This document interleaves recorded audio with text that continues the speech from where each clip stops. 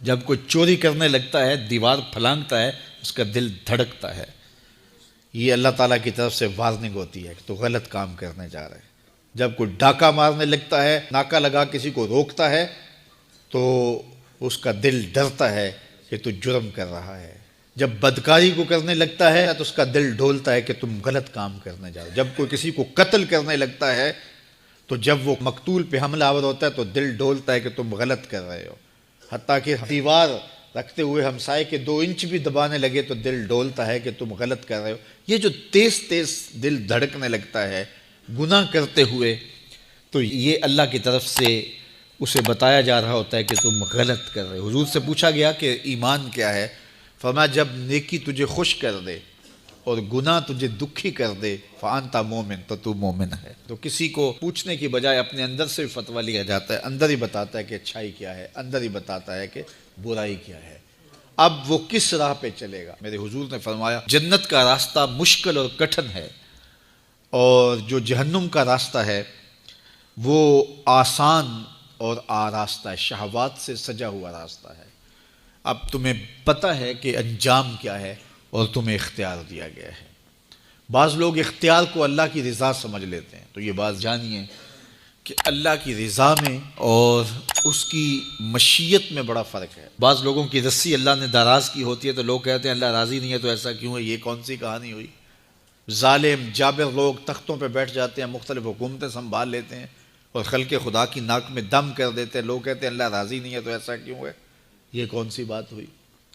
تو یہ ہمارا ایک خود ساختہ کہا ہوا جملہ ہے۔ حقیقت میں کیا ہے کہ اللہ کی رضا اور ہے، اللہ کی مشیت اور ہے۔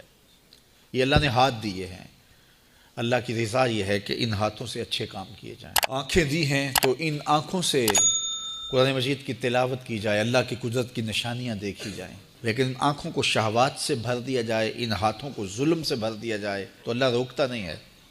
ایسا نہیں ہے کہ بندہ گالی دینے لگے تو زبان ٹیڑھی ہو جائے، ایسا نہیں ہے کہ بری نظر سے آنکھوں کی بینائی کمزور ہو جائے، ایسا نہیں ہے تھپڑ مارنے لگے تو ہاتھ رک جائے، ایسا نہیں ہے کہ وہ مے خانے کی جانب چلنے لگے تو پاؤں کی انگلیاں ٹیڑھی ہو جائیں، چلا نہ جائے، ایسا نہیں ہے۔ یہ اللہ کی مشیت ہے۔ اس نے قدموں میں طاقت رکھ دی، جدھر جانا چاہیں جائیں، اس نے اختیار بھی دیا ہے، لیکن یہ اس کا دیا گیا اختیار ہے، یہ اس کی مشیت ہے۔ لیکن اس کی رضا یہ ہے کہ یہ قدم اٹھیں تو مسجد کی جانب جائیں، یہ قدم اٹھے تو دکھیے کی مدد کے لیے جائیں، رزق حلال کمانے نکلیں، یہ زبان بولے تو قرآن کی تلاوت کرے، یہ لب کھلیں تو احادیث رسول کے نغمے ہوں، خیر خواہی کے کلمات ہوں، مخلوق خدا کی بہتری کی بات ہو۔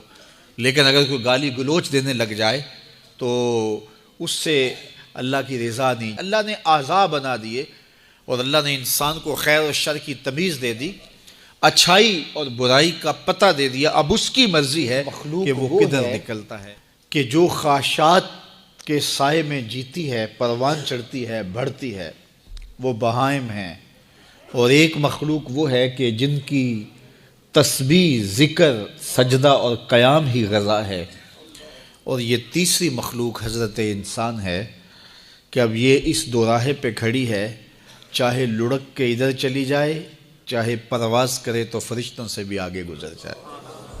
اب یہ اس کا اختیار ہے۔ حضرت انسان اللہ کی تخلیق کا شاہکار ہے، تو وہ لڑک کے چوپایوں جیسے کام کرے تو پھر چوپایا تو وہ ہوا ہی ہوا، لیکن فرمایا بل ہم عدل، بلکہ چوپایوں سے بھی گزر گیا ہے، اس لیے کہ چوپائے کے پاس تو تھا ہی وہ جو اس نے کیا، اور اس کے پاس چراغ علم بھی تھا، جگمگاتی راہیں بھی تھی، جنت کے راستے بھی تھے۔ یہ آسمان کی طرف پرواز کرنے کی بجائے زمین کی طرف لڑک گیا تو یہ چوپایوں سے بھی بدتر ہے۔ اور اگر یہ دوسرا راستہ جو کہکشاؤں سے بھرا ہوا راستہ ہے، نور و نکھت سے سجا ہوا راستہ ہے، اس خیر کی راہ پہ گامزن ہوتا ہے تو پھر فرشتے بھی اس کی قسمت پہ رشک کرتے ہیں، پھر فرشتوں سے بھی آگے گزر جاتا ہے۔ یہ اللہ تعالیٰ نے ہر طرح سے راہیں اس کے لیے اجال دی ہیں، فطرتاً بھی اور انبیاء اور رسل کے ذریعے بھی، کتب کے ذریعے بھی، صحیفوں کے ذریعے بھی، مصلحین کے ذریعے سے، عقل و فہم جو دیا گیا اس کے ذریعے سے۔ یعنی انسان کے لیے کوئی شک والی بات نہیں کہ اسے پتہ نہ ہو کہ یہ راستہ خیر کا ہے اور یہ راستہ شر کا ہے، یہ اس کو اچھی طرح آگہی دی گئی۔